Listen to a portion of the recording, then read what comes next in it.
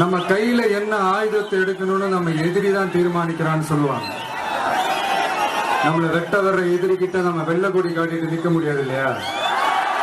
அதான் அவனோட போக்கிலேயே விட்டுறணும். சாஃப்டா பேசினா சாஃப்டா பேசணும், வேற மாதிரி பேசினா நம்மளும் வேற மாதிரி. நம்ம கையில என்ன ஆயுதத்தை எடுக்கணும்னு நம்ம எதிரி தான் தீர்மானிக்கிறான்னு சொல்லுவாங்க. நம்மள வெட்ட வர்ற எதிரி கிட்ட நம்ம வெள்ளை கொடி காட்டிட்டு நிக்க முடியாது இல்லையா?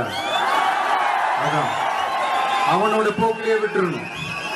சாஃப்டா பேசினா சாஃப்டா பேசணும், வேற மாதிரி பேசினா நம்மளும் வேற மாதிரி.